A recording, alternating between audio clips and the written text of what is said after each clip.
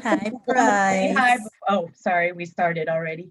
It's okay. Say thank you. Okay, bye. Okay, Yeah. bye. Hi. We're live. Okay, bye. Get on, get on. Okay. All right. I'm going to go ahead and call the meeting to order at 7:05. Can I get a roll call, Ms. Bell? Good evening, everyone.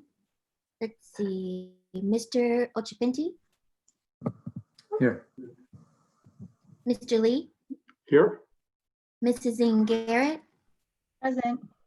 Ms. Tejada, Here. and President Salahuddin. Here. And I'll just go ahead and do the student trustee roll call. Trustee Abu Zaria, Here. Trustee Lee, Here. Trustee Green, Present. Trustee Garcia isn't joining us this evening. Trustee Her. Here. Fantastic. Moving on. I'm here. Sorry. Oh, I'm sorry. Trustee Murphy. Trustee Murphy. And moving on, we are forgoing the Pledge of Allegiance just until the America is a little bit more reflective of the respect that our community deserves. Moving on to approval of the agenda, unless there is any additions, Dr. Deloria. There are no changes to tonight's agenda. Thank you. Unless anyone wants to make a change, can I get a motion to approve the agenda? So Move to approve. moved. Second. All those in favor say aye. Aye. Bye. Any opposed?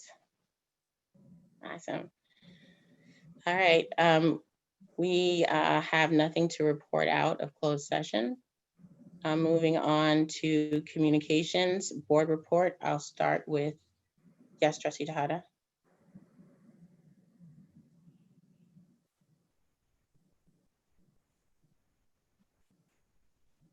We're approving a contract tonight. Yeah, it's in the agenda, 14A. Were we going to report out per?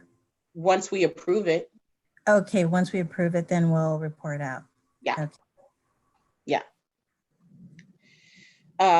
So board report, since I just egregiously overlooked you, I'll start with you, Trustee Murphy.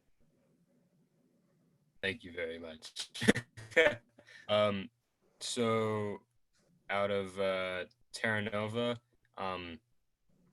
since our last board meeting, we have changed up our bell schedule there at Terra Nova. Last week with the shortened week, we, it was kind of a testing phase for a new bell schedule where we're doing, meeting with our teachers twice a week as opposed.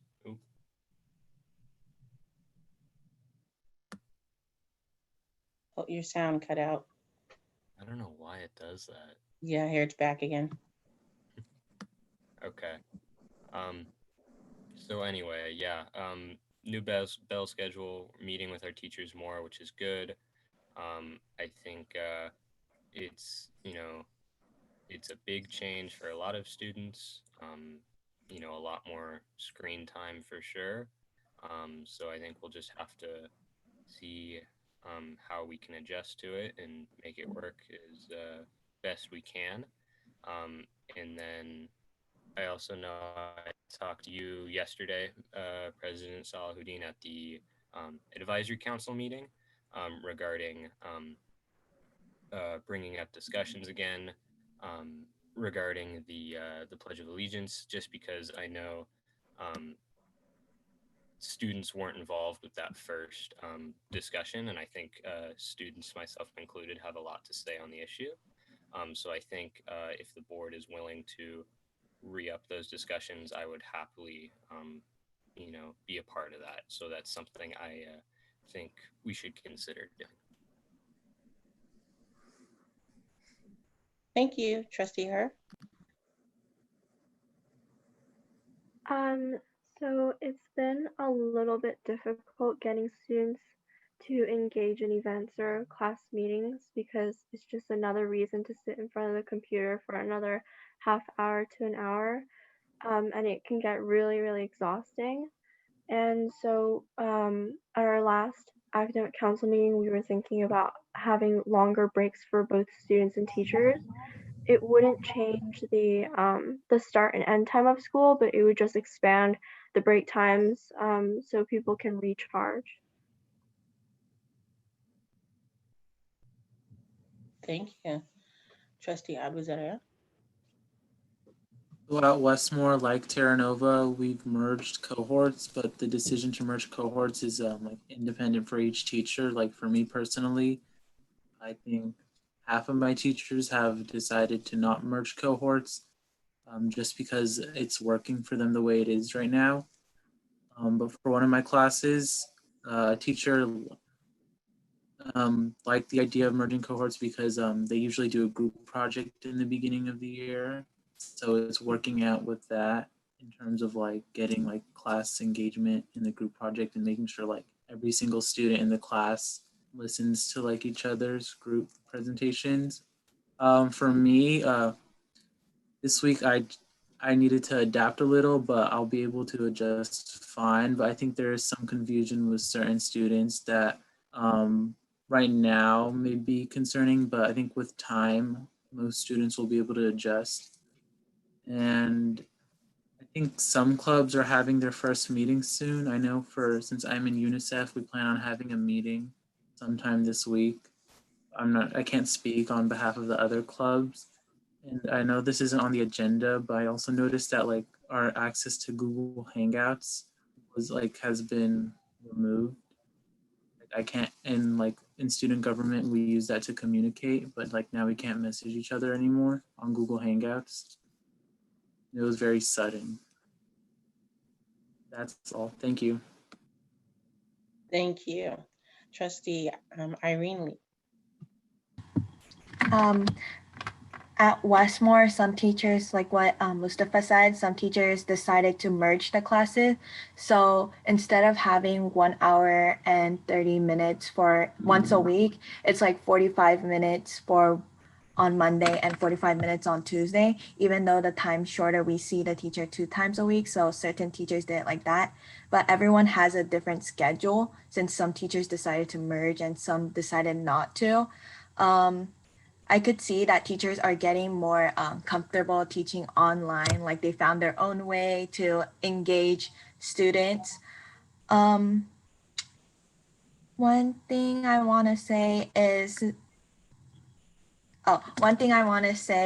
how Westmore's attendance has been 89% and it has been staying like that. And when I talked to Miss Strickland about it, when she told me about it, she said how staffs are gonna start doing home visits to see what's happening with the student. Thank you. That's it. Thank you. Trustee Green.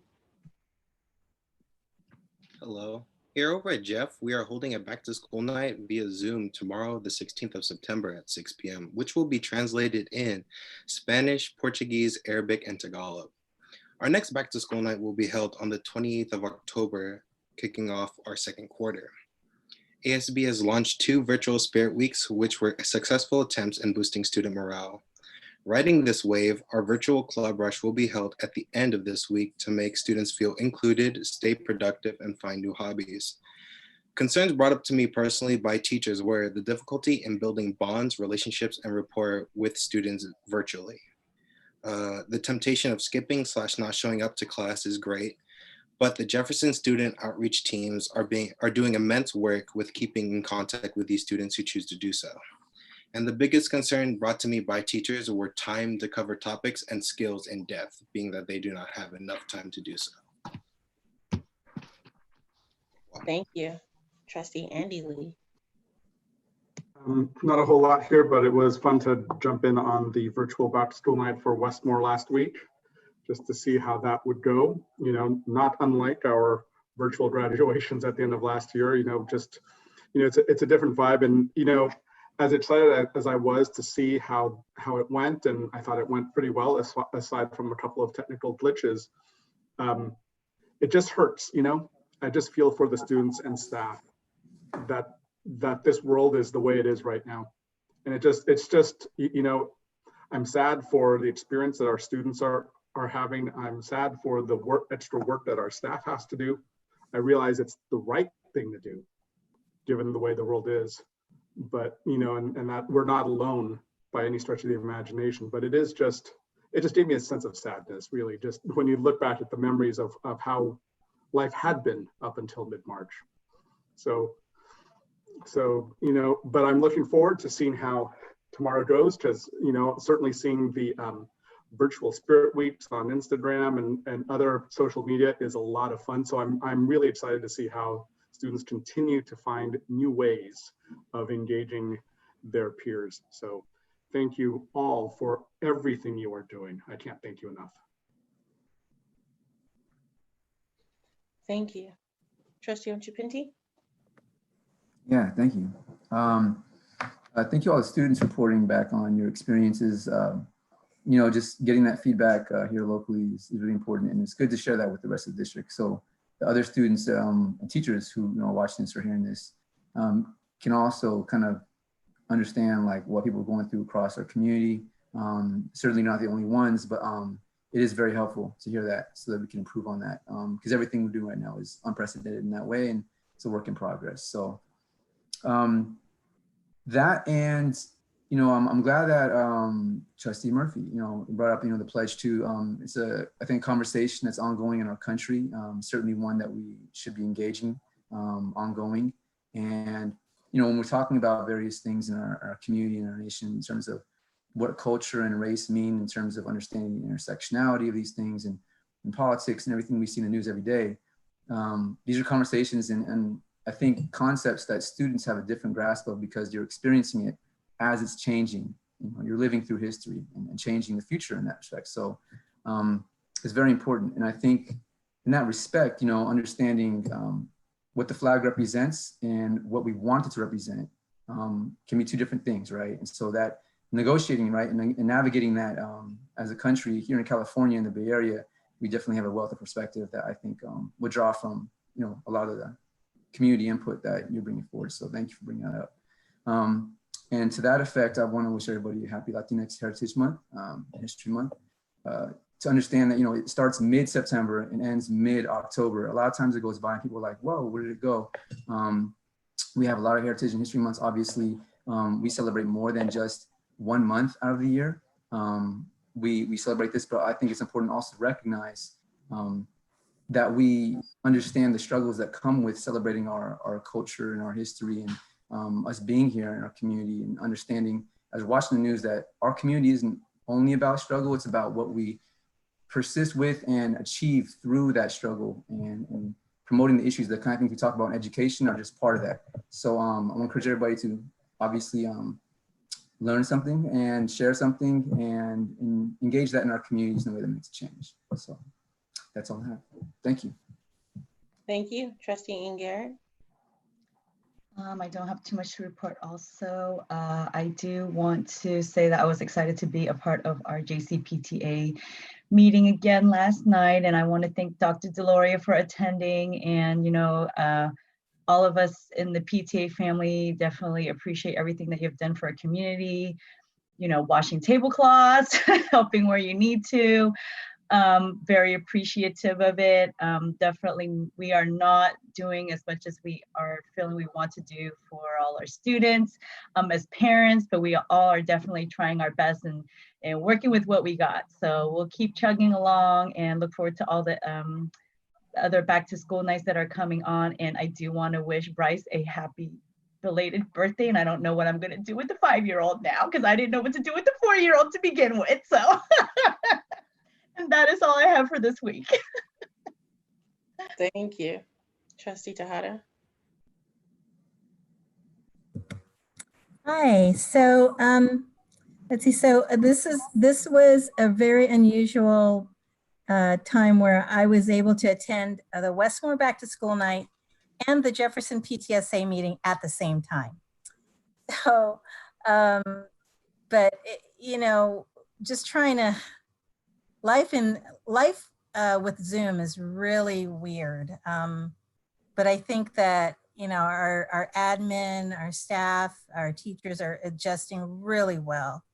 super well. You know, I've kind of peeked in on my daughter's classes, and wow, they're just doing, I just want to say thank you to the teachers, because it's hard. And for this, to the students to adjust, you know, that it's hard, but I really appreciate that there is learning going on. There is learning going on. And one of the things I was able to do this year that I hadn't been in the past was attend the soapbox speeches from the government class at Jefferson. And and they presented it, and just to be in the classroom and see how Mr. Cubey runs that class is amazing. He has them engaged. They are engaged and supportive of each other.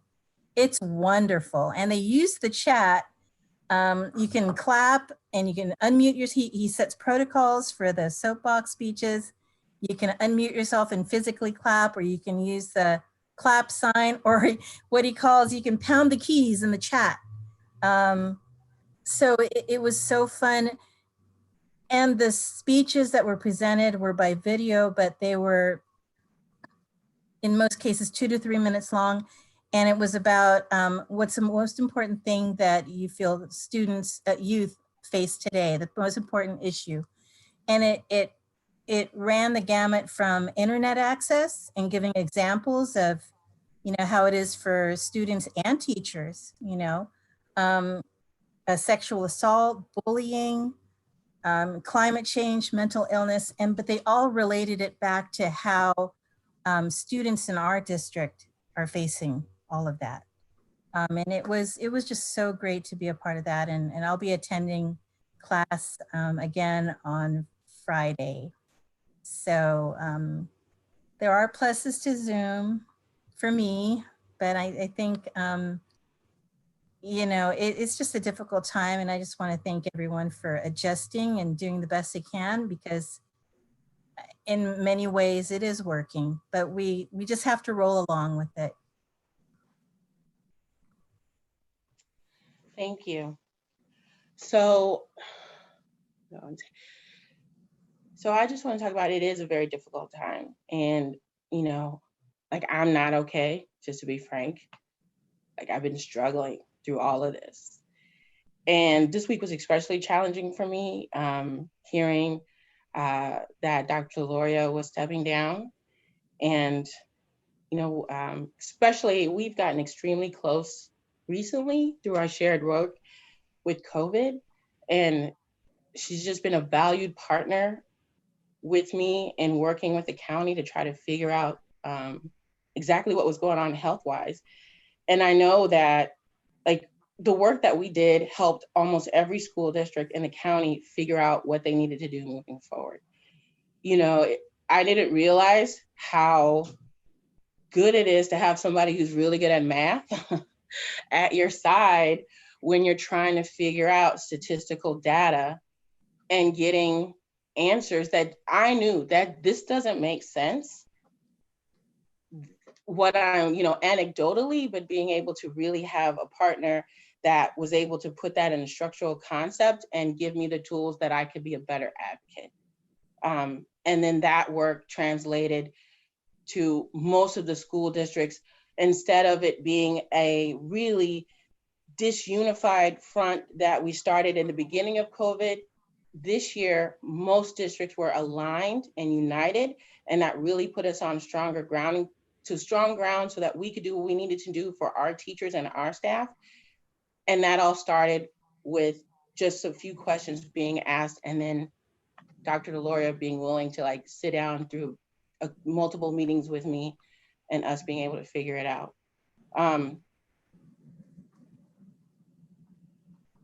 The pressure that is being put on education is insane. It's insane. I've always said that as a school board member, every decision that we make, someone is going to be mad. But now, you know, people may die.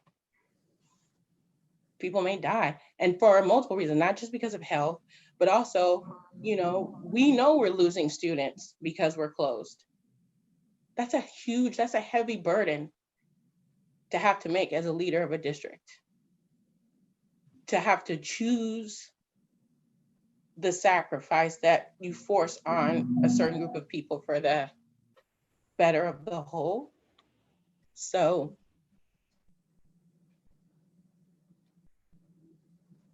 I'm extremely grateful to Dr. Deloria for everything she's done to get us here. We wouldn't be in the place we are to handle the crisis if she hadn't put in the work of stuff that's not the flashy stuff of being a school board member, like policy and structure in a school district.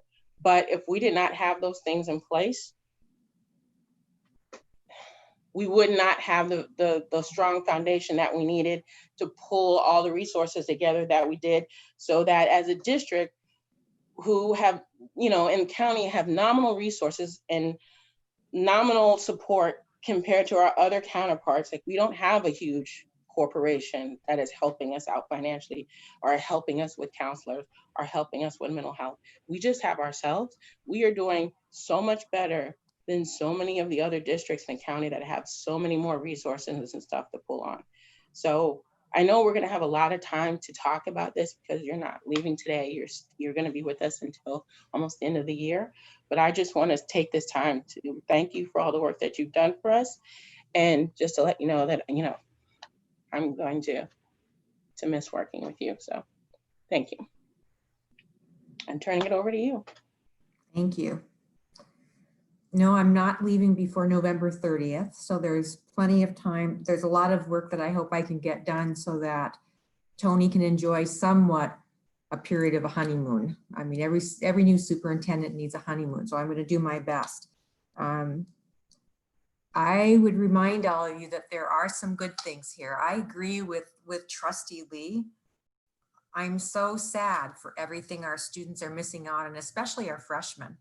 And of course, when you go over to the childcare room and I see a kindergartner sitting at a computer from 8:30 to 11:30, that's heartbreaking too. But there are good things. So I have been going out to classrooms. I just want to thank Corrine and Miss Casey for really working with the principals and teachers to get all those Zoom links in. So principals and I are out visiting classrooms, and I can, and while we can still improve, I want to manage your expectations. We can definitely improve, but what I'm seeing in classrooms is so dramatically different than what we heard about last spring. And there is learning going on. And one of the things I really appreciate is the real push of teachers to start and close classes with some kind of element from a social emotional curriculum. In other words, before you jump into the content, let's jump into relationships and creating a classroom where we gather around and support each other. And that is so important. And for some students, that may be the only time during the entire day where they have any kind of emotional, social emotional support is when they're in class with their teacher and their peers. So I saw a lot of that, and I saw just a great example today, many good classrooms, but one today that made me cry, quite frankly. I went to visit Miss Danielle's transition classroom, adult transition. And for those listening in, those are our students who are 18 to 22, who have IEPs, and they're with us until they're 22 years old. And we really focus on skills for independence so they can live happily and as independent as possible. And Miss Danielle and her two paras did an excellent job of opening class around the social emotional piece, where she was asking students to identify which color they were today. And those colors equated to happy, tired, those kinds of things. And the kids were happy. And what was really great is about half of the students remembered me from last spring. And so right away, it's Dr. D and waving, and it was just such a joy. And then Mark, our principal Prashirs, came into the classroom as well to visit. I wasn't expecting that, but he did. And he sang a song to the class, and now they just all love Principal Prashirs. So there are good things going on out there, and I want to let you know that. Project Soapbox, I won't keep talking about it, but I agree with Trustee Tejada. I did that on Monday. And what's so great is the topics were so varied. You didn't hear about environmentalism all day long.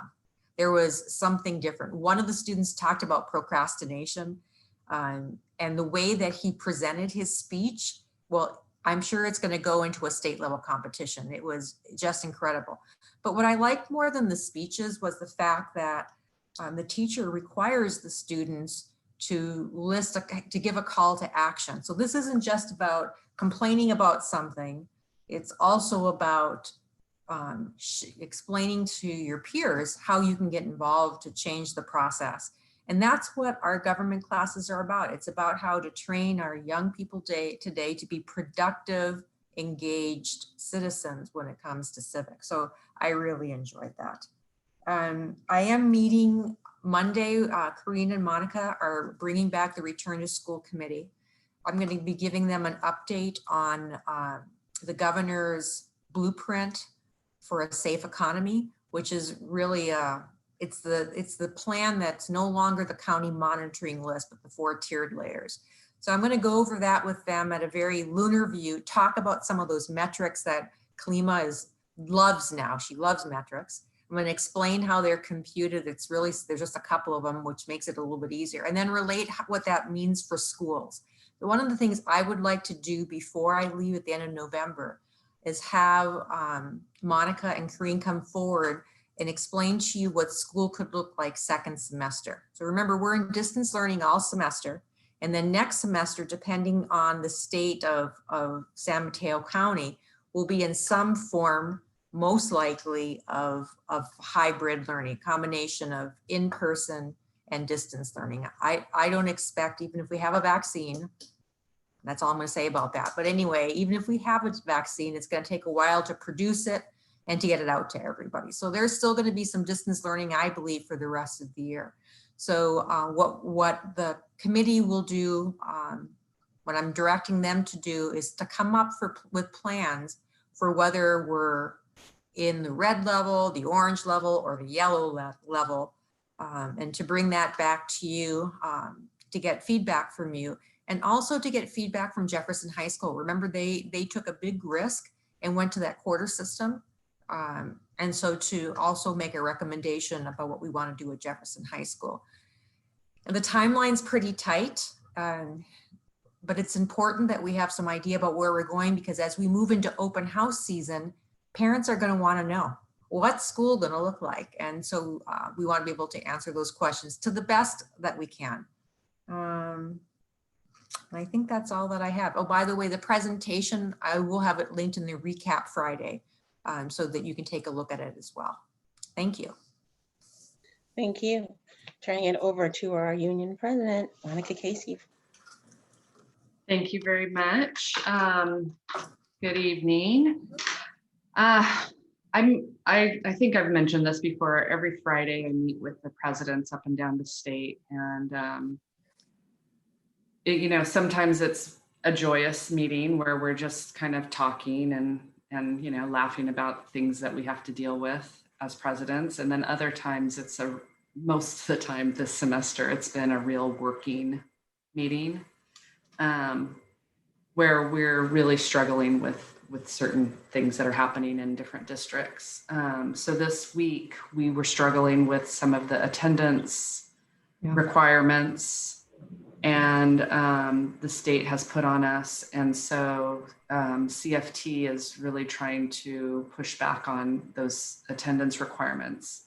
Although the requirements are recommended, that what they've recommended is just so above and beyond what is reality, that I really appreciate Corinne and the crew that has basically come up with some other options for us that are better, but they're still way above and beyond what we really should be doing.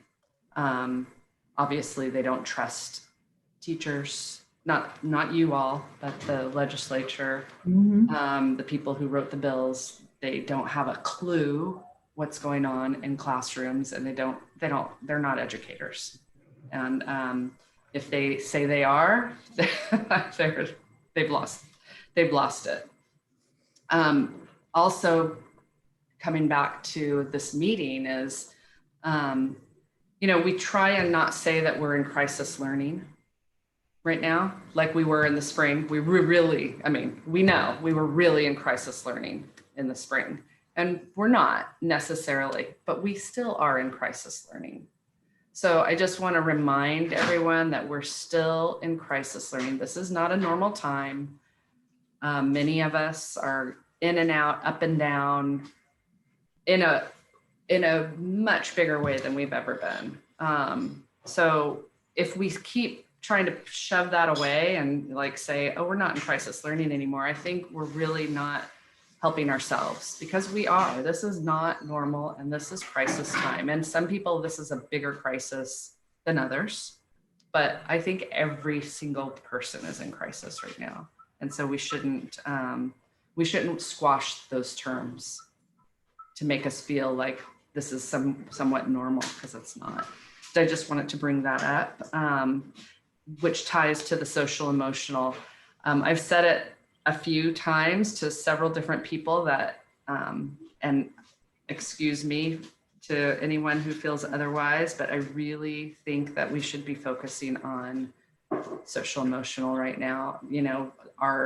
I've heard a lot of teachers say that they're so worried about their topics, their curriculum, testing kids, and like whether or not they are cheating or not. And I'm like, just on a personal level, I'm not speaking for anyone else, but just who cares? We need to take care of each other. We need to treat each other better. We need to learn what's important in life, and that is to treat each other well. So I really appreciate the soapbox speeches. Similarly, I've been in there and been judging the speeches, and a lot of them bring up things that are social emotional also. And I think it's really important. So I know I'm a math teacher, but math is not that important if we're not human to each other and kind to each other and gentle with each other. And so that's really important to me. Another thing, I'm sorry, I'm going to talk a little bit more. We have new staff members. So we have new union members, and that's been fun, interacting with people and sending t-shirts to people, and, masks. We have union masks and stuff. So that's been fun. And getting people involved in the elections coming up. We've got endorsements, we've got, all sorts of stuff to get involved with. So I think that's, one more thing. The Youth Leadership Institute on October 14th from 5 to 7 is having a daily city candidates forum. So I just want to say that again, so you can put that on your calendar, October 14th. And as soon as I get the link, I will pass it along. It's going to be on Zoom. Surprise, surprise. Thank you. Thank you. Moving on to the consent agenda, unless anyone has any items to pull, can I get a motion to approve? So moved. Second. All those in favor say aye. Aye. Any opposed? All right, moving on to public comments. Do we have any public comment cards, Carla or Bryce? No public comment, sorry. Fantastic. I can't get rid of it, sorry. All right, moving on to the. That sounds like public comment to me. Yes, I apologize for that. It's okay. Moving on to our next item, which is 13A1, presentation of the learning continuity and attendance plan. Turning it over to Ms. Baca.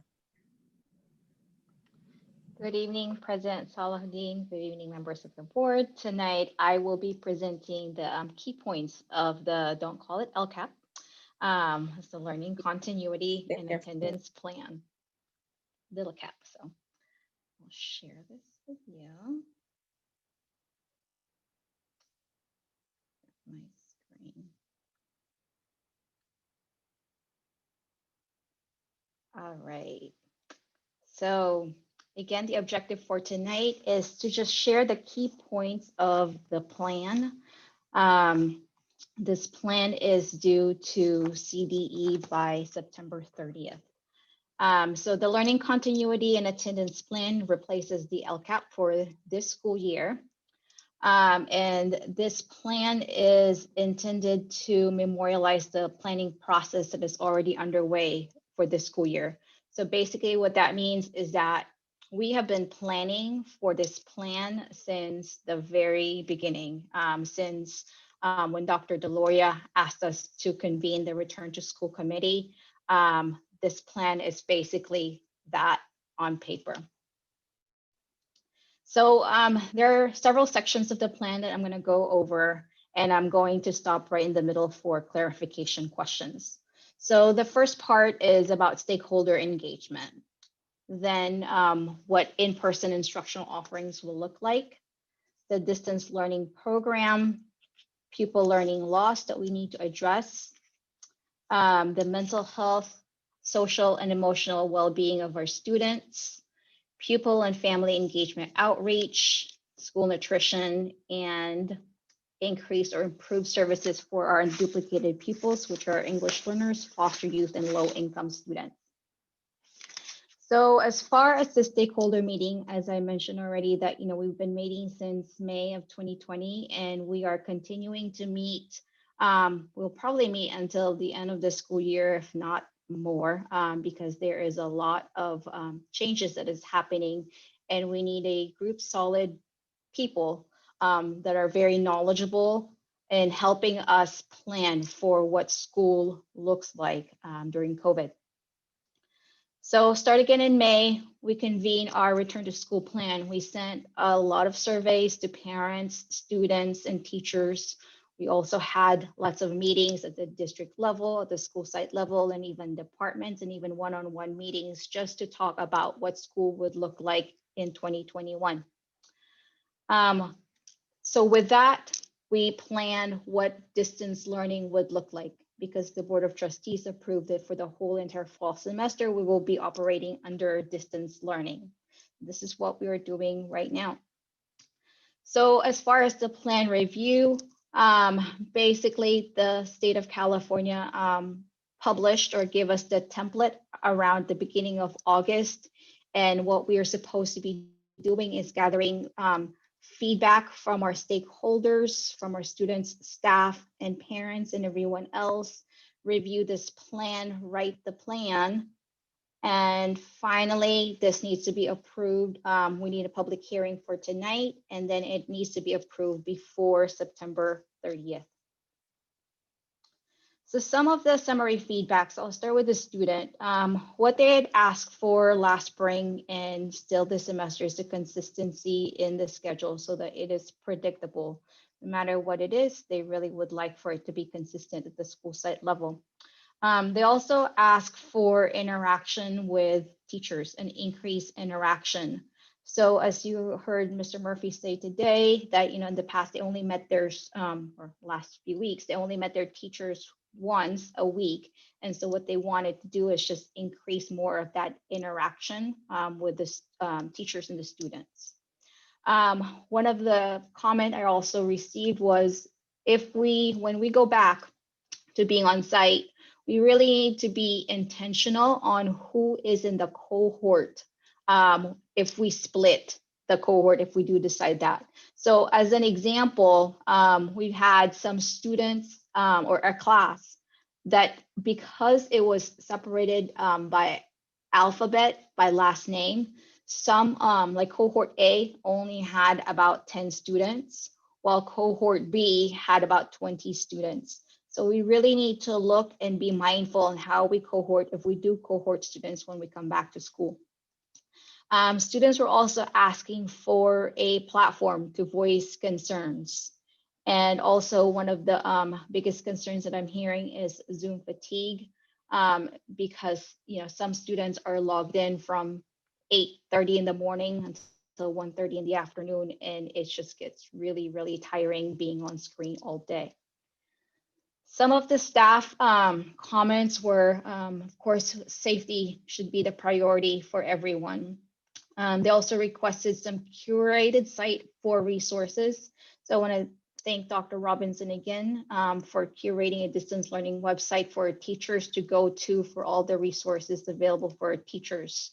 I also received comments that some of the funds are needed for the VAPA kits and supplies. And when I received that comment, I had actually added a line item for visual and performing arts for this school year. The other concern that I heard is that, again, there's just so many technology happening right now, and everything is just taking a little bit of time sometimes to just take in and learn. So just tech overload for everyone. We also heard from parents, and parents are, just like everyone else, is very split. So we have a continuum where, you know, we really need, of course, more social and emotional support during distance learning, but some are saying there's not enough synchronous time. And some parents are saying there's too much synchronous time. Why don't we bring some group of students back? How about let's do distance learning for the whole entire year? So again, you know, the comments that I'm hearing is very on a continuum, and we're trying to find that balance where there's not that much, you know, there is teacher interaction, but we avoid that Zoom fatigue. I also heard some of the parents from our district advisory committee that we had this week. And what they had mentioned was this first week of school was kind of rough because people are trying to get used to the technology, but it just got better and better. And they are all very thankful to all of the efforts of our teachers because they can see like a dramatic improvement from what it was like in the spring and from what it is right now. They also stress the importance of providing mental health services. And so I presented to them some of the services that we are offering to students, parents, and staff. But what they were wondering was, how are we communicating all of these services? Because there's a lot of services, but we need to do a better job in promoting what we offer.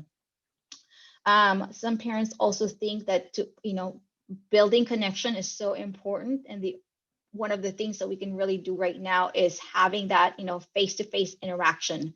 So there were, or not face-to-face, but camera to camera. So basically what they're asking is, can we ask our students to turn on their camera, even if at the beginning of the class and then at the end of the class, just to so that we can see each other. And one of the parent also suggested that, in every lesson before we start, incorporate some mindfulness when we start the class, and maybe even some stress reduction techniques during COVID. So with in-person instructional offerings, what the state requires is that even if we are in full distance learning, they would like us to plan on what it would look like if we were to come back in person, either hybrid or full in person. So one of the things that they asked is that we address the safety protocols and hygiene. So with this, the plan will include temperature checks for our students and for our staff.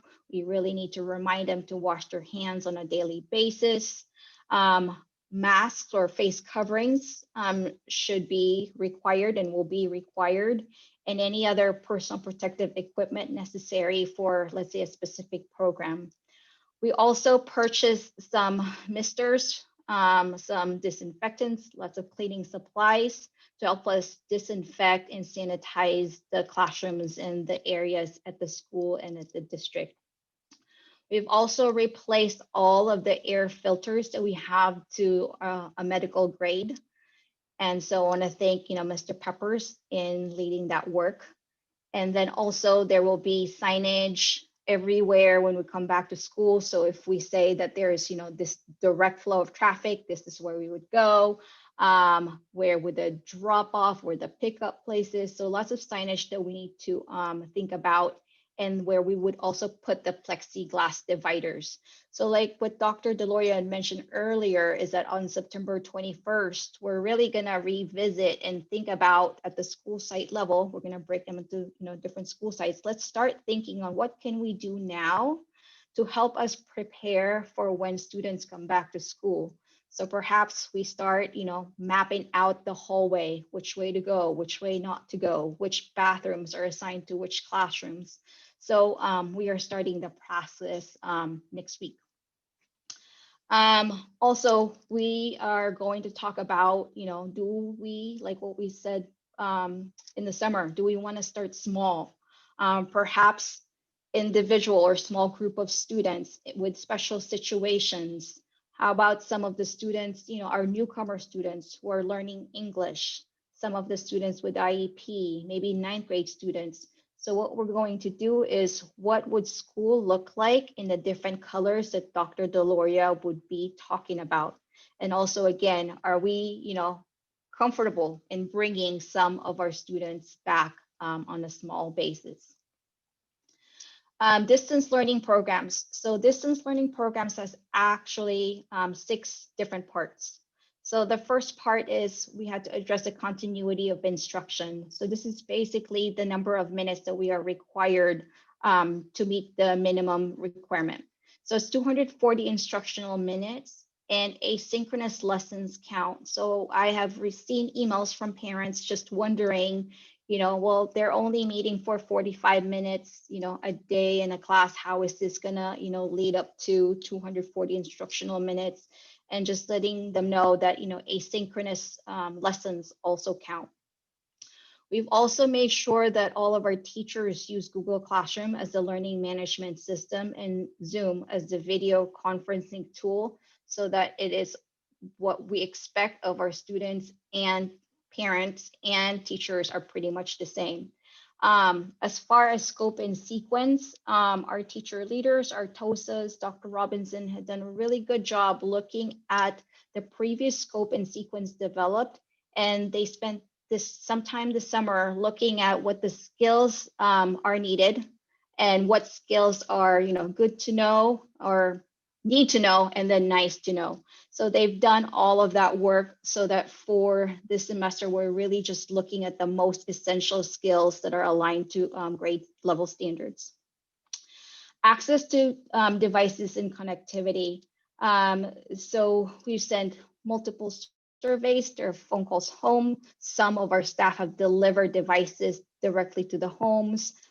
This is for devices and hotspots. And almost all of our schools, and I want to give a shout out to Terra Nova and Westmore, who actually completed their technology tab where they tagged every student on whether they need a device and a hotspot. And the other school sites are completing this and they're working on it. But shout out to the people that our staff members that have been calling and asking and making sure that our students have access to devices and internet. So that's when they form their student engagement teams. And I've seen some of the emails back and forth about the student engagement team where staff members are actually, they're calling and following up with students. I saw this email where a staff member helped a student basically put in the Zoom links in the Google Calendar so that the student can just click on the link for the Zoom link. So there's a lot of support that is happening right now in our school sites. As far as pupil participation in progress, so what we will be using is, again, to use Google Classroom assignments and their grade book and the feedback that our teachers give in order to track participation and progress. And our teachers will also be assigning time value on some of the on the asynchronous work that they assign to students. Professional development, lots and lots of our teachers have attended lots of PDs of with distance learning. So we had county offerings. We also had offerings during the first week of school. Our instructional coaches, our site techs are providing distance learning professional development. One area that we are looking into where we train every staff is universal design learning, so that we can provide the best tier 1 instruction for all of our students. And also every week, our teachers and staff are meeting and collaborating and trying to figure out how we could provide the best instruction given what we have right now during distance learning. The other part of the distance learning program section is staff roles and responsibilities. So the state understands that there's some staff members that are going to be working outside of their job description. So for instance, we have some van drivers working in the emergency childcare with, my daughter Emma, and she just loves them. So they're working with her and helping her with her homework. A lot of our staff are assisting with re-engaging our students back, calling the families, calling the students, and making sure that there is support for our students. And finally, we are providing supports for our pupils with unique needs. So these are our students learning English. So we are in the process of hiring bilingual paraprofessionals to assist our English learners. We have a social worker at Jefferson High School to assist our families and students. Our students who are the IEP have distance learning plans, and they also have paraprofessional support. And then for our homeless and foster youth, there are regular check-ins with the counselors. So I'm going to stop there for clarification before I move on. Or questions. Hi, Corinne. I think we did talk about it, but just for the cleaning supplies and masks and stuff. So we do require everybody to have it, obviously. And are we just going to have some on site available should somebody is without, just to make sure that everybody has everything on? Yes, so we will make sure there are extra supplies in case, there's face coverings needed because either students forgot, we will have that available. Okay, and then who's going to be doing the temperature check every day? Is it the responsibility of the teachers or? So that's what we're trying to going to figure out when we meet with our return to school committee, and trying to figure out who would be the ones responsible for taking the temperature. Right now, we don't know. Okay, and I'm only asking because I've had to send Bryce back to school and we have to do that at the door, and they only have like 8 kids. So I can't imagine having to do like a few hundred kids at a time and be able to get to class on time. So, just speaking. So I'm going to jump in here. Yeah. I'm not going to let students onto campus until we check their temperatures. So the last thing you want to do is have all those students going into their classrooms and then teachers take their temperature, or perhaps they're sick and now they've been around everybody. Right. We'll figure it out. Our site leadership and their teacher leaders are all a pretty bright group. Absolutely. Thank you. All right. Mr. Ochapinti? Yeah, thank you. Thank you for the presentation. One question, I guess, is, I know you covered this slightly, the percentage of those who may be experiencing Wi-Fi or any problems with connectivity, or, in terms of follow-up and making sure they're consistently able to access it. Are we, what is our percentage level at in terms of, are there a certain number of students that still haven't been able to connect or are still communicating some kind of struggle with that? I don't have the percentages just yet, but in our next board, the COVID report, I will present what the percentages for the school site. And, as far as the hotspots, I know that we needed to order more. And so, Jake and his team has been very diligent in making sure that, that we are keeping up with the hotspot demands, because there are a lot that, they thought they didn't need it. But because they realize that there are 5, people in the household that they need extra bandwidth, so they end up, getting one for each of our students. And so that's what we are, looking at right now. Thank you. I just have one other question. And maybe I'm not sure if there's any data on this, but Any feedback in regards to the PDs, any professional development online? I know there's a range of it that's usually offered or recommended from like national, state, and other local, regional outlets or even universities or just other teachers. Like what kind of feedback are, I guess, staff putting out there in terms of how they're gaining from it or what they're using or not using? So we had a group in the summer that attended the distance learning PD from the San Mateo County Office of Education. And we had a lot of good feedback and just getting a lot of ideas on different tech tools that they can use in the classroom for engagement. And so the county is doing the same PD, but instead of having it all, in 1 week, they're actually doing like, Wednesday snapshots of like, series of different PD and tools for distance learning. And so I want to say that, in the summer, I believe we have about 11 teachers. But based on that feedback and based on the need, we have about 31 students, right? Or 31 teachers right now that are, participating in that. And also, again, I want to give a huge shout out to our site tech coordinators. There are 16 of them this year that are supporting our teachers based on what they need. It's, they have office hours set up for teachers on, how to set up Zoom, what kind of settings you need to put in place. The other thing that I am looking at is there's this organization where they do PDs where it's self-paced. So it's more of an asynchronous PD so that they can kind of follow through and they can choose what it is about, distance learning that they need support in. And if they want to participate in that, they can do it at their own time. And of course, we will pay them at their PD rate if they participate in that. Nice. Thank you. Okay. Any other questions? All right, part 2. All right, next part 2.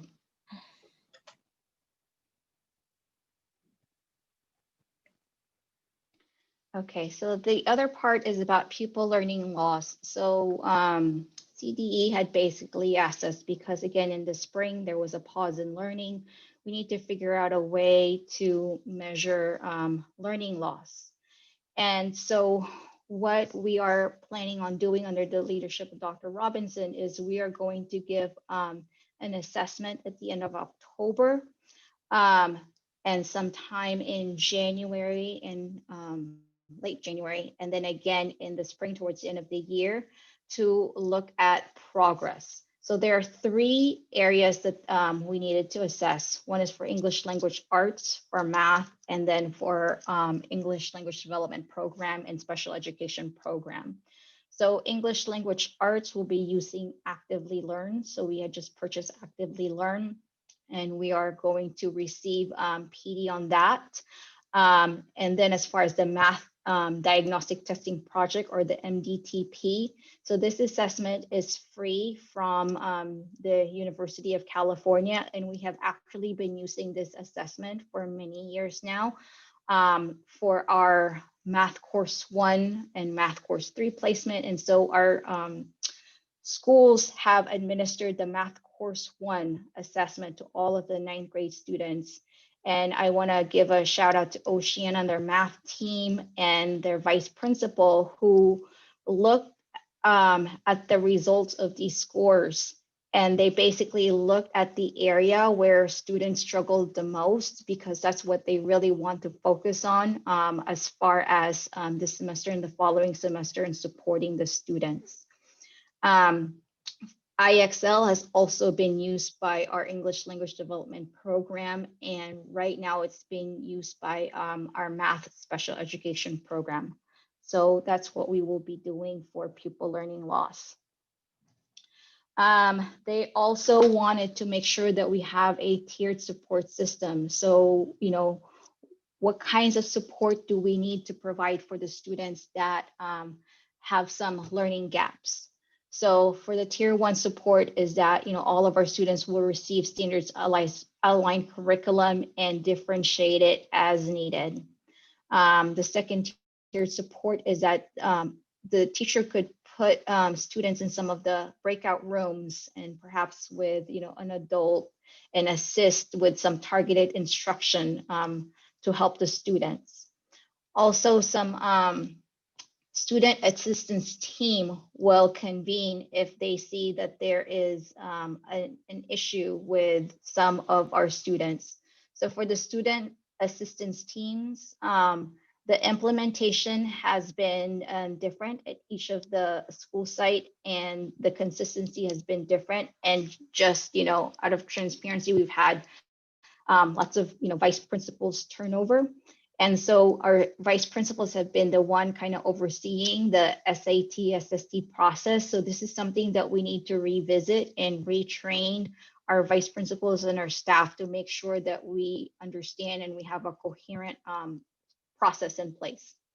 And then as far as tier 3, perhaps a one-on-one support during teacher office hours and or flex time. And these are just, sample tiered support, but I know that our teachers have been going above and beyond supporting our students, including, calling home, visiting with or meeting with the families virtually, and just really trying to figure out what kinds of support are needed to help our students engage with instruction.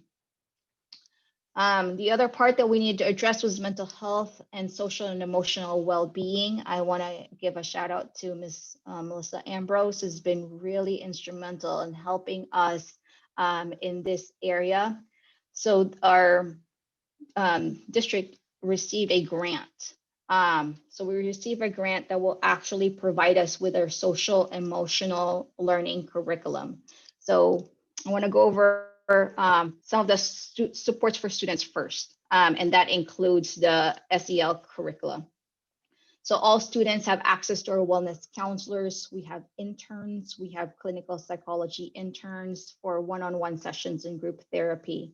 We will also be purchasing or using a universal screener to identify students starting spring of 2021. There's lots and lots of resources on our website, again, for resources for students, and not just for students, but for families as well. We have offered some mindfulness and stress reduction group. This is offered by Star Vista.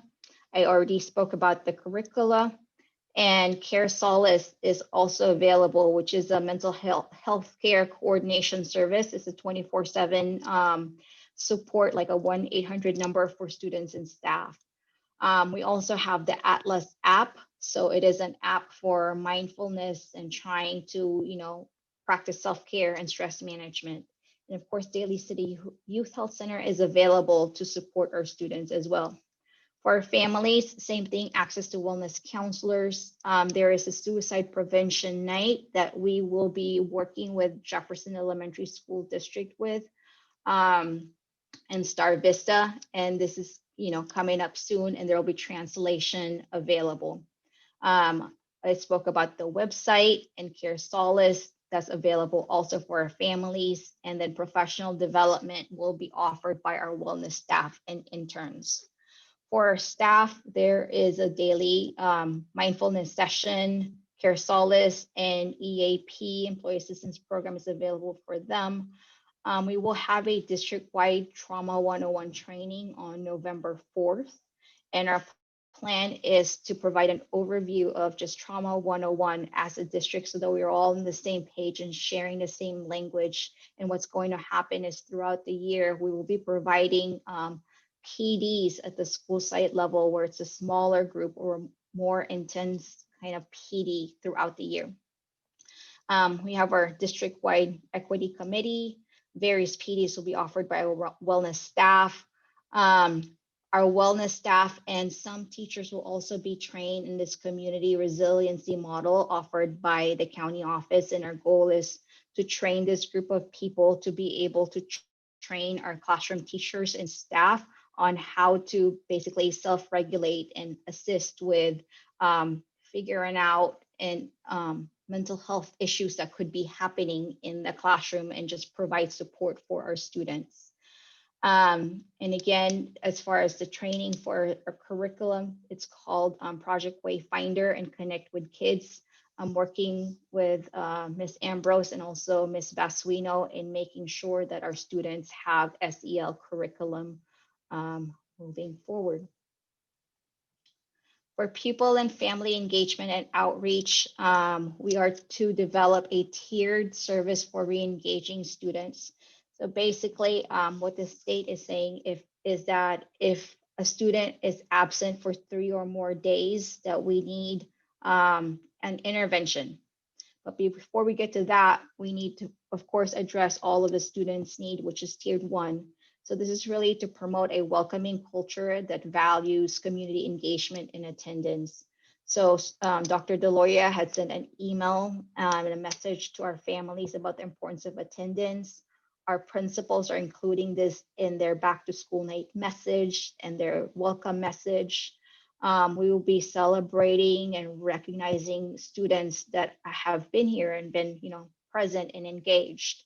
We also want to make sure that all of the parent guardian information that we have is correct, so that in case we need to get a hold of them, we have the correct information.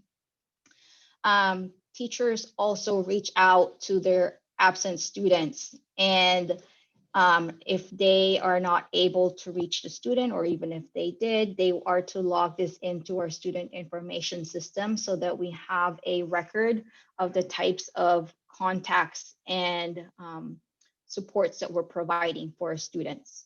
So if they're absent 3 or more days, attendance letters will be generated. We will be asking for the student, parent, guardian to meet with counselors, deans, and or administrators. And again, solidify our student assistance team, making sure that we are following the same process. And then for tier 3, if they have 6 or more days of absences, continued attendance letters, SST meeting, referral to health, social services, and then home visits. School nutrition. So we have food to go for everyone, and families or students do not have to go to their specific site in order to pick up food. So they can pick up food from Jefferson, Oceana, Terra Nova, and Westmore between the hours of 1 to 3 p.m. So this is after their synchronous meetings on Tuesdays and Fridays. Of course, we're practicing social distance, and they can only pick up by car, but if they do walk, there is a designated table for students to pick up lunch. And as far as the outreach, information is posted on the website. They're included in the back to school packets. We have sent emails and also phone messages. As far as increase and improved services for our students learning English, foster youth, and low income, again, our ELD teachers have participated in designated ELD training this year. And something, again, I'm really looking forward to is, having bilingual paraprofessional support in these Zoom classrooms.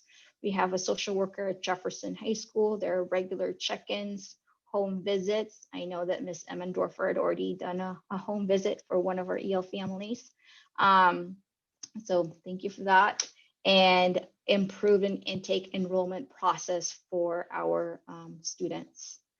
I included here are some of the expenditures. So these are just a summary of the expenditures for this plan. So we're mostly using our learning loss mitigation funds, which has to be spent by December or obligated by December of 2020. And I know that there is a push to extend it, but as of right now, that is the guidance that I received. And so everything that we have put in place is basically, what are we doing right now to support the learning that needs to happen right now? There may be some comments saying, some staff or parents saying, why don't you spend it, elsewhere, salary perhaps, but again, this is a one-time fund that we need to spend and obligate right now for this school year. So that's the summary of the expenditures, and that's about 2.4 million right now. So that is all I have. And if you have any questions. Opening up for questions or comments. Mr. Trapinti, and then I'll get to you, naturally. I have a question actually. Okay, and then you're next up. 1 second, and then I'll get to you. Go ahead, Mr. Trapinti. Actually, Trustee Lee can go first. Guys, just go ahead, Mr. Trapinti. I got this. Go ahead. No problem. Just a comment, really.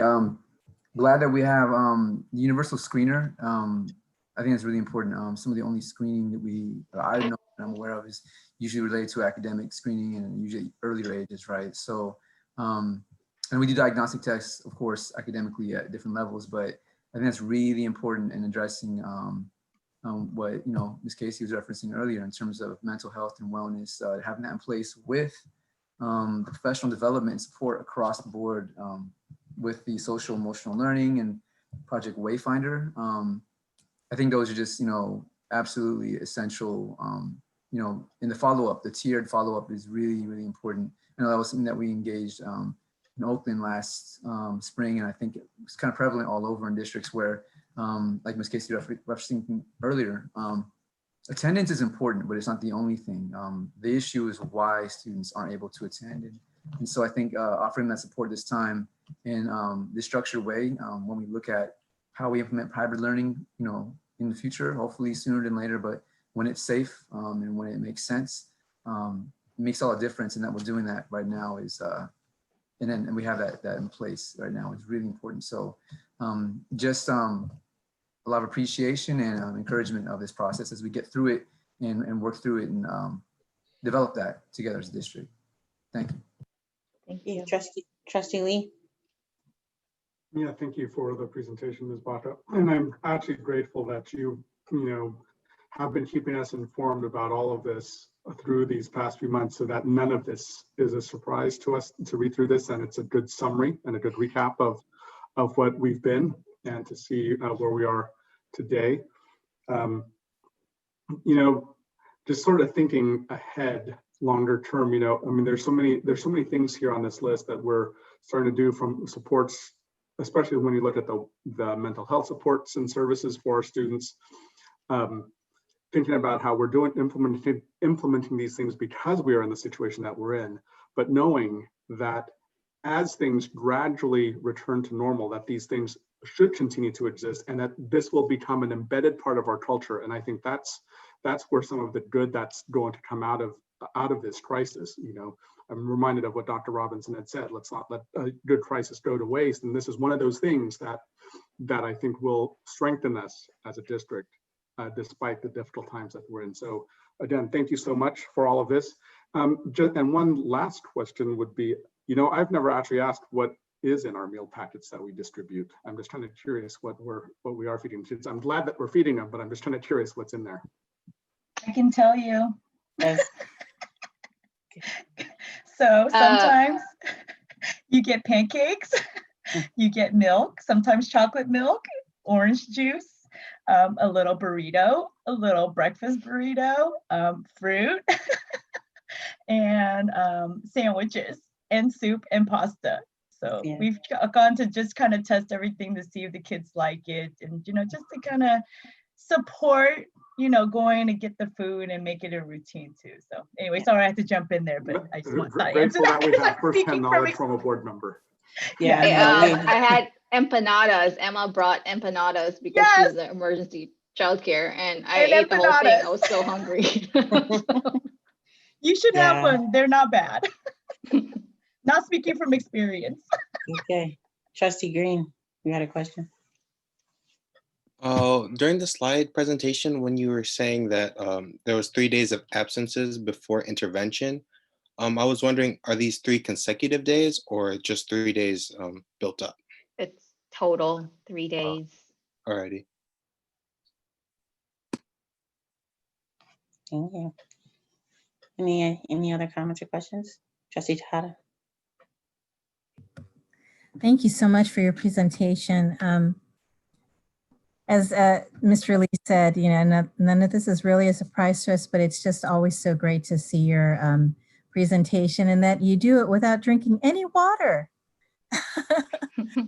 Not yet. Not yet. But so I had a question, a few questions, and one is the Trauma 101 training. What does that entail exactly? And is it spread out? And because you'd mentioned individual PDs. So the Trauma 101 is the one district-wide where it's not just certificated, not, like everybody, certificated, classified administrators. So I had spoken with our principals and they had set aside November 4th from 1:30 to 3:30, where we have Matthew Redham, who is very well known to the state, to do the basic Trauma 101, talking about the brain and how this really affects us. So it kind of just grounds us on, the starting point in the training for trauma. And then what would happen is that throughout the year, I will have to plan with Miss Ambrose some time to provide more, support at the school site level, because everybody needs some, differentiated support and understanding with trauma. So that's what we're going to kind of figure out and plan based on that initial training that we have. But our plan, like, what Trustee Lee said, is that this is just a start. And my goal is, with Tina's blessing and money and everything else, is to continue this, this support throughout the year, because this is so important. Because honestly, I don't think, it's very hard for students to really learn what they need to learn if they do not have that, emotional strength and support within. Okay, thank you. And can you remind us again how much the grant was for? The total that we have was about 2.5 million, around that. Okay, so we have to spend it all this year. Yeah, and when I first heard that amount, I was like, December 2020, what? Oh, what? There's about Yeah. 400,000 of it that can be carried over to September of 22, but the bulk of it needs to be spent by December of 20. Of this year. Of this year, not the school year. It's this year, calendar year. Wow. Okay. Well, yeah, thank you. I mean, I know. So with that in mind, I don't know if I was just wondering if any other schools will get a social worker, or if they would have to express a need. So Jefferson High School is using their Title I funds for the social worker. Right. Okay. All right. Thank you. Thank you.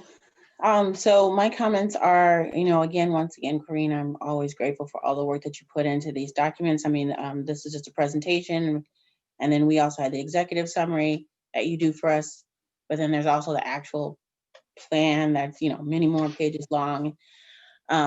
So I know it's a huge amount of work, so thank you so much for the effort and the crunch time that it took, because the turnaround on this was really fast.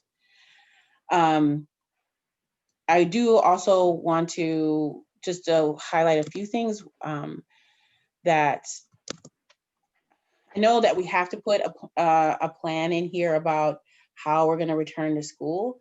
But, and this is not to comment on anything anybody said here, it's just a general statement that, safety is still the #1 indicator for us. And, I don't want to go back unless it's safe to do so. I'm hoping that the county will start putting measures in place that really help to mitigate the spread, especially in the Latinx community, where, again, it's housed. It's almost 4-to-1 in infection rates. And that has been from the beginning since we started opening up, and it has not changed. And I'm really afraid of what happens when schools start opening up, the infection rate in that community, the possibility of our teachers getting sick. But then also, people say that children are safe, but I don't see the disaggregated data on that, right? And if you look at the data disaggregated, maybe overall children are safe, but you pull out certain subgroups, that is not always the case. And those subgroups are usually are reflected in our student population. So these are all things I just want to put out there that I'm still keeping very in the forefront of my mind before talking about bringing people back to school, that it needs to be an environment that it's safe first, and not just us, but our, San Francisco needs to be on board, like where everybody works. The other thing, I'm glad that, there is a focus on mental health. I'm excited about the grant that the county got, that we're one of the beneficiaries of, to really shore up the mental health piece of this. I agree with Ms. Casey that we really need to be focused on is emotional and mental health. And this was a problem before all this started. I mean, we, our students and teachers and staff were talking about mental health a lot before all of this started. So what can we do to shore up those programs and to have them continue? Because, what is normal? I mean, normal is different for everybody. A lot of people are looking forward to going back to normal. For me, normal was traumatic. Before all of this, normal still brought trauma to me. And I know that normal for a lot of other people still brought a lot of trauma. So, and it's going to take a while before things get back to quote unquote normal. It depends on what's happening in the economy. It depends on what's happening in our nation. So ensuring that we have mental health services that are ongoing to see us through this duration, and not just like, oh, we're better now, and they turn off and we go back to quote unquote normal. One of the other items was the tiered services. And I know we're going to look into getting data on that, but I would like to see some data that is disaggregated on folks that are falling into the tier 2 and tier 3. And just so we can get an idea, and, and where location to see, if they're all in a particular school or in a particular area, maybe we need to think about as a district that we resource shift and focus on those areas. So I think that'll be kind of like a canary in the coal mine to see, to give us kind of ideas of, we may need to do a little bit extra, a little more in this area for this certain subset of our community. So keeping good data. And then last, I'm just really happy that we have been able to return to serving food to anyone who needs it, because again, the expectation on us to educate, but people are hungry. I mean, we have to start with bare minimum. We don't want anyone to show up hungry. So I'm very happy that we're able to have our food service up and going again. And I'm just grateful to Tina and the entire staff, because I know what this does mean is this increases their workload. So I'm so thankful for all the work that they're doing and how many people that they've been able to help. So again, thank you to them. And that's all I have. All right, any other comments, questions? Moving on, thank you. Our next item on the agenda are our board policies. We have 13B1 through B11 through 13B17. I don't know if anyone had any comments or questions about our policies that are up. Dr. Deloria, I don't know if you want to talk about any of them. Nope, I'm just trying to move ahead as much as I can. We're getting to a place where we have to get them done. Now Ms. Baca needs a pile of them done for the SIG Pro work that we're doing. And Ms. Preston needs the Title IX ones done. So I'm going to try to squeeze 36 hours in 24-hour days to help you guys get them done. But nothing controversial here. I would tell you if there was something prickly. Yeah, no, they all seem pretty straightforward. Thank you. I'm also, glad they're looking at FAPE for students who are incarcerated. That seems nuts to me that wasn't in there already. So now moving on to and then those will be brought back and put on the consent agenda, just to say that. Moving on to 13B1, B2, our COVID-19 response. Turn it over to Dr. Deloria. Well, I already talked about the return to school committee. So I will just pass it off to Ms. Presta first, and we'll just kind of go through each of the divisions. Anything, Ms. Presta, in terms of COVID? COVID-19 update. Sorry, I can barely hear on this laptop. I apologize. There's nothing in HR that's specific to COVID-19 for my update. Thank you. Thank you. Ms. Van Raphorst. Thank you. Yeah, you already talked about the food service, and thank you, Ms. Garrett, for giving us a overview of some of the meals that we've been serving. Our team has been working very hard. We've been meeting with the kitchen managers every other week.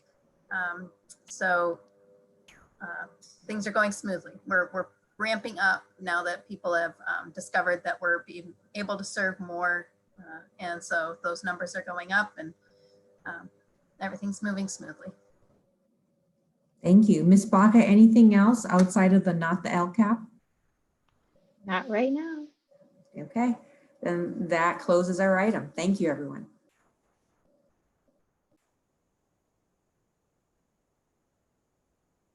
There we go. Okay, thank you so much. Moving on to our next item, which is 14A1, superintendent contract, and I'll turn it on over to myself. With the announcement of Dr. Lori's retirement, the board and I had a emergency meeting on Labor Day and discussed our options. And just a couple notes from that conversation is one, and it was sent out in the letter from the board.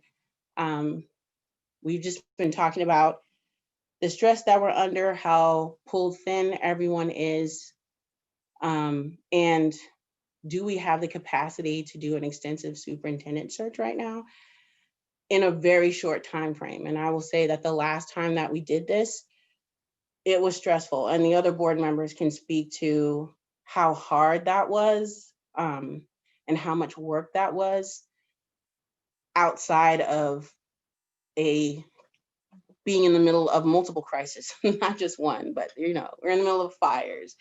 We're in the middle of COVID-19. So in the best of times, that was a really hard thing to do. And knowing, is this the right time to go searching for multiple candidates for superintendent? I just don't know if we would get, if we did, it would, one of the things that would be really troubling for myself and for the rest of the board is if we went through all that and we did all that effort and looking outside of the district and we still weren't able to find anyone of quality, because we really wouldn't just want to offer the job to just, this is what's in front of us. We want to make sure that we have somebody that we feel confident enough in to turn over the leadership of the district, and to go through all of that and still not have that person would be a lot, especially when we have someone here who is willing to step into that role and wants to take on that responsibility and express that to the board. Has been a member of our district for quite a long time. I first met Ms. Presto when she was a superintendent of Brisbane. I think in one of my first years as a board member, I was going out trying to visit all the superintendents, and we spent half a day together because you took me on tours of schools and stuff. It was a great meeting. Anyway,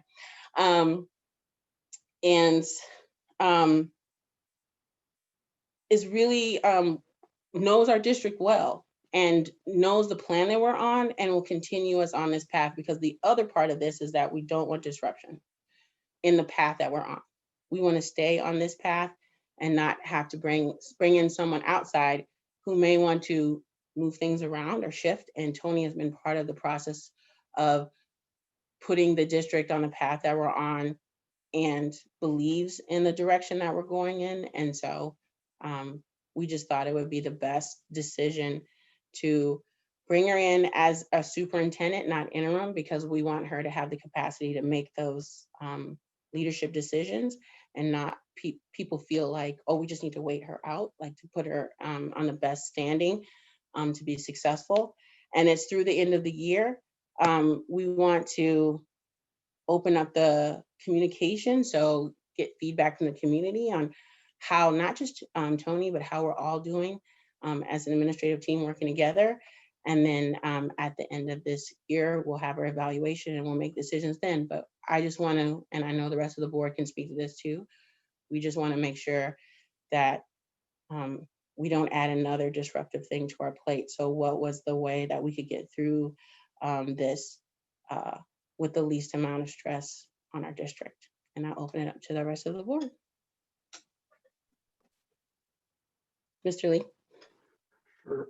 Thank you. I think I've used this analogy in a couple of conversations, right? This is a conductor change with a symphony, right? And Ms. Presta will bring her own interpretation of the music that's being made by the staff, by the musicians. And so, we can continue on the same pieces, but it'll have her flavor to it. And so I'm grateful for what she will bring to the table. And I am extremely grateful for the 3 years of amazing work that you've done, Dr. Deloria. And thank you. It's been I know we'll talk more before November, but I do want to just take this opportunity to say thank you. It was certainly my pleasure to work alongside you as board president for 2 years. And I learned a lot from you as well. So thank you for everything you've done to take us to where we are today.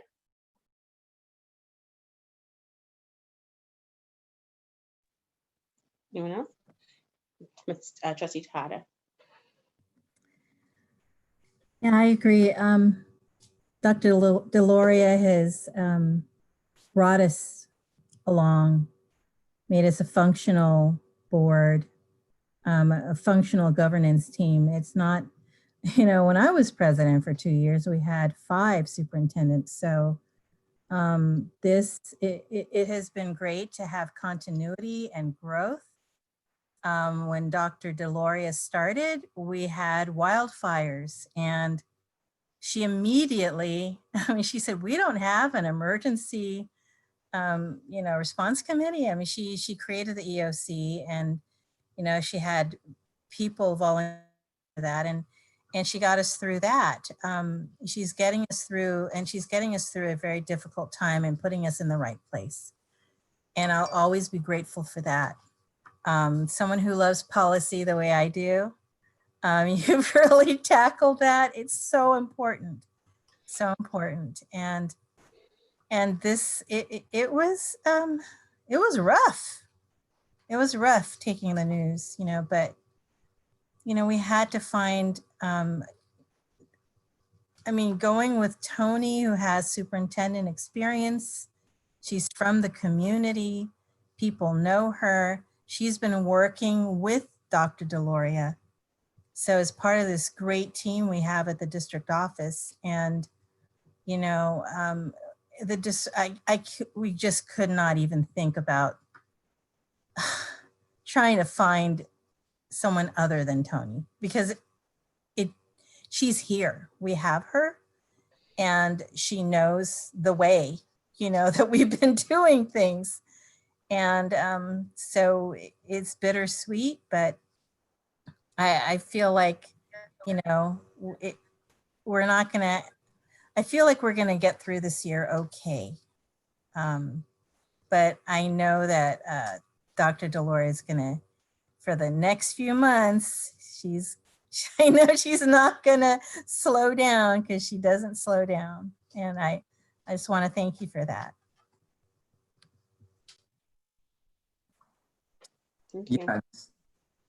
Yeah, thank you. I'm not to repeat much, just to echo that. I think this year is a lot of 2020 is full of unexpected things, right? And we're not done yet. So, with all the uncertainty or expectations that may come from transition in any phase, if I need to offer the same reassurance, I feel like I would just hope to match the kind of assurance that Dr. Deloria has offered our district and the term of service that she's had so far and continued to give. That to me has brought us so much further along the way in building and developing on things in our district that I think we've all been committed to for a long time, and are still. That yeah, I feel like the long-term kind of vision for that is possible because of the groundwork and the development that that Terry's brought to our district, and so. Thank you, Dr. Deloria, for that and for your continued service now. We wouldn't be here having the conversations we're having and pushing the limits of those conversations if we hadn't, I think, gone through these steps and are continuing to with that momentum. And to echo President Salahuddin earlier, you know, a lot of districts in our county with more resources are not able to do as much sometimes. And it's a testament to, I think, the work of our community, all of our staff, all of our certificated, classified, everybody, admin, of course, the community, the students, like those things, bringing those together is the hard part, and that takes leadership. So that said, I am looking forward to, of course, the next 3 months and what that brings in transition with Tony, who's been a big part of that. And so, yes, big thanks. I mean, we wouldn't be here if, you know, you weren't part of the team, Tony, and of course, helping deliver that for the remainder of this year. And so, yeah, the year's not over yet. I'm looking forward to the rest and enjoying the next 3 months and building as we get there. So thank you all.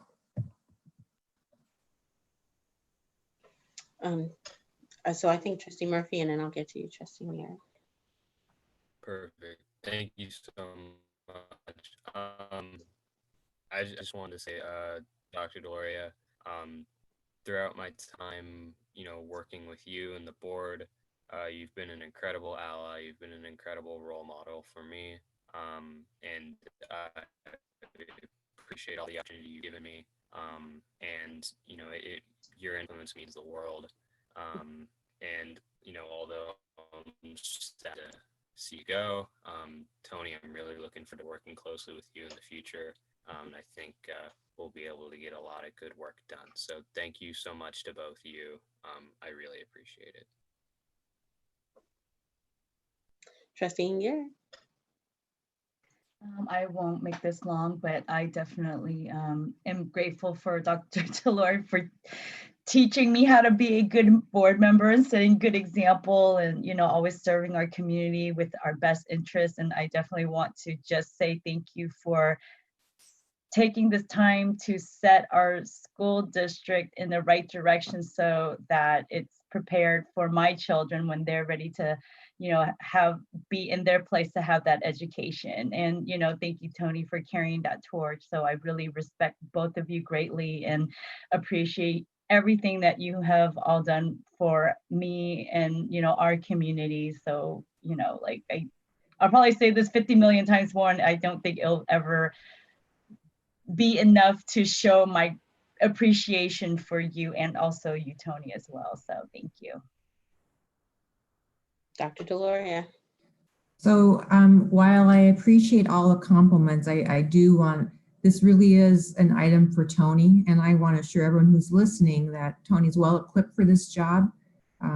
Executive Cabinet is very well positioned along with all of our principals to continue on with the equity work that we know we need to do in this district. I have no doubt that great things are going to happen after I leave. Maybe, you know, be a little easy on Tony at first while she moves in and, you know, let her have a few months of a honeymoon. She's entitled to that. But I have no doubt that this district is well positioned to continue on a path to greatness and excellence through equity. So good luck, Tony. I don't think you need it, but I'm sure you're going to be just fine. Here. Absolutely agree. And so one of the things that is good about this decision is that we have a nice transition period where we can keep our entire executive cabinet together, which are stellar. I mean, we really have a stellar executive cabinet. And like I have to think about what it was like for me when I first joined and what it's like now and how much trust I have in the executive cabinet. And, you know, while I worry about the district, I don't worry about how it's run. And that's huge. That's huge. So I know that Tony, that's another step in that direction, having Tony as our leader. So I am very grateful that you agreed to step up in this way. And here we go. So I will read the legal things that I am required to read. So in turning the consideration of improving an agreement with Tony Presta to serve as superintendent beginning on November 1st, 2020 through December June 30th. 1st. No, sorry, December 1st, right. December 1st, 2020 through June 30th, 2021, pursuant to the Brown Act. Before we act on this agreement, we are required to make an oral report that summarizes the compensation and fringe benefits that are being proposed. In accordance with that requirement, we are reporting the following proposal for compensation fringe benefits under the agreement Annual salary at the rate of $224,000 per year. District paid health, dental, and vision coverage for the superintendent, and coverage, I don't think this is actually correct. Term life insurance with $150,000 in coverage, 25 days of vacation per year and sick leave at the rate of 1 day per month. Automobile allowance at the rate of $500 per month. Reimbursement of an actual necessary expense related to service as superintendent, up to $400 a month. This concludes the report of compensation and fringe benefits of Ms. Presta. I will ask if my colleagues have any comments or questions about this matter. No, all right. With that, can I get a motion? Move to approve the contract for Ms. Tony Presta, superintendent, effective December 1st. Second. All those in favor say aye. Aye.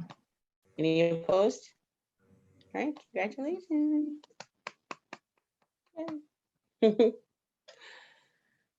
Do you want to say anything, Ms.?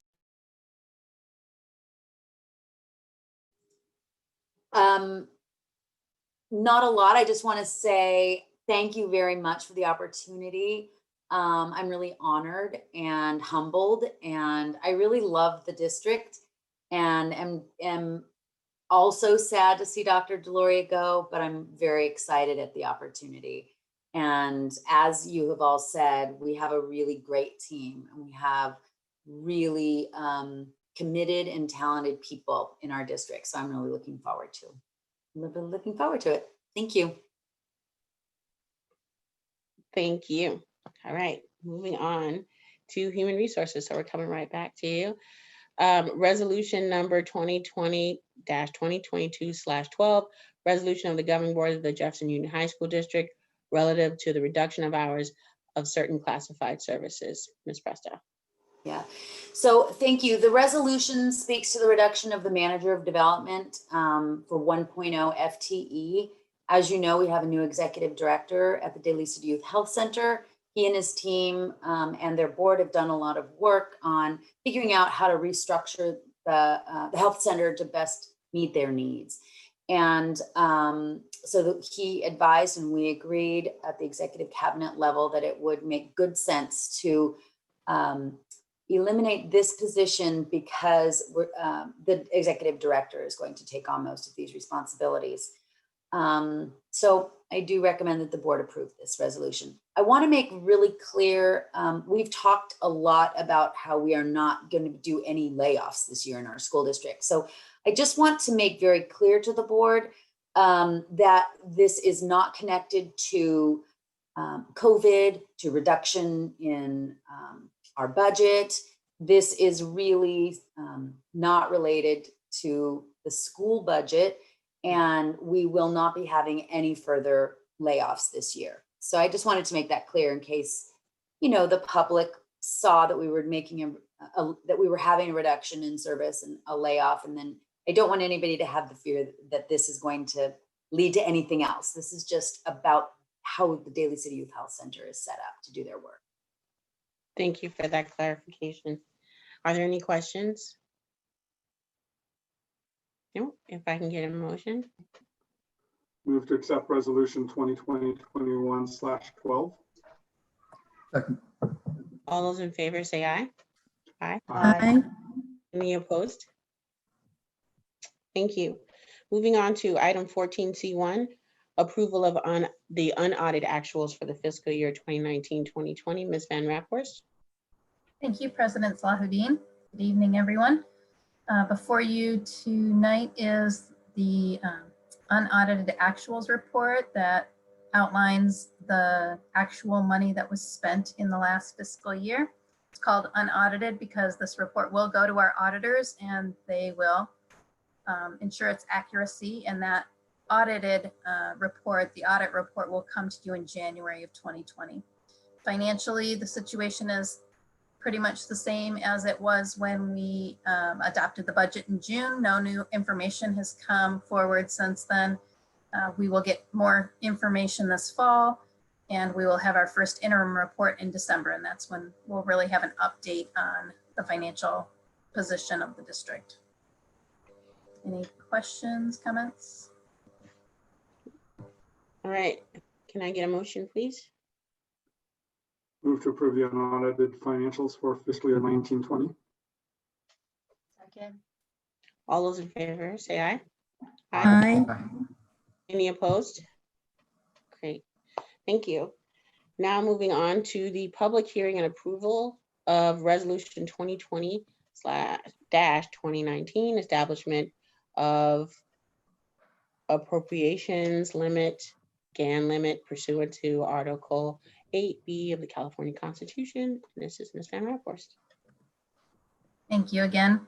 So as President Salahuddin says, this is a public hearing followed by the adoption of a resolution that increases the appropriations limits for our actuals.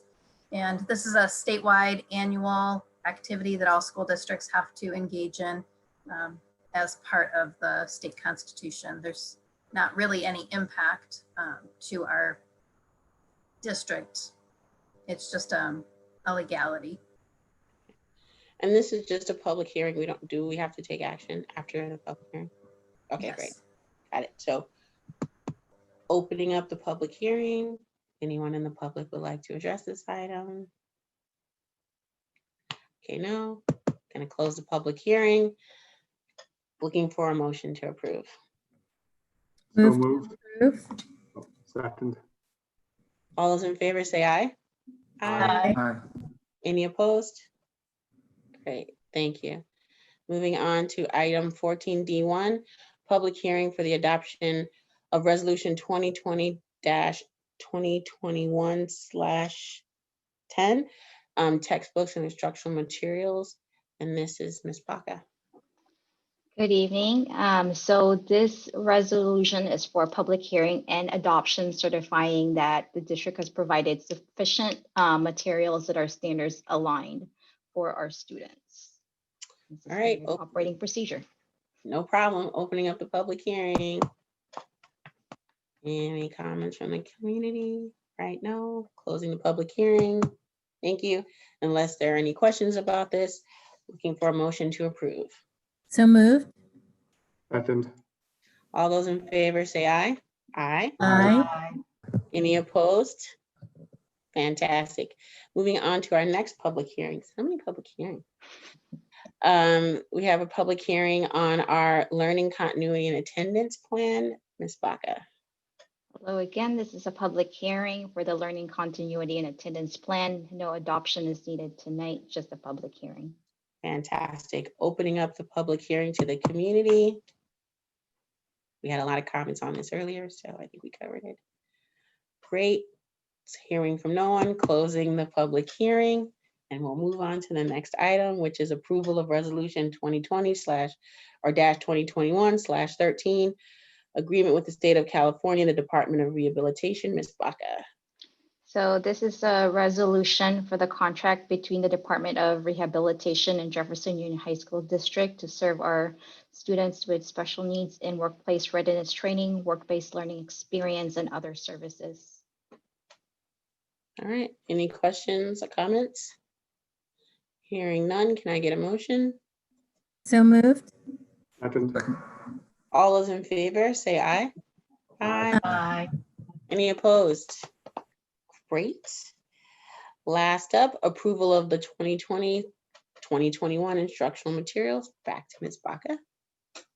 So this is for approval of the 2021 instructional materials. So this includes the novels, the culturally relevant novels that were reviewed and adopted by our English teachers. So I'm very proud for this instructional materials, this set. So I'm recommending it for adoption. Thank you. Any questions or comments? Hearing none, can I get a motion to approve? So moved. All those in favor say aye. Aye. Aye. Any opposed? All right, consideration of future agenda items. We have two.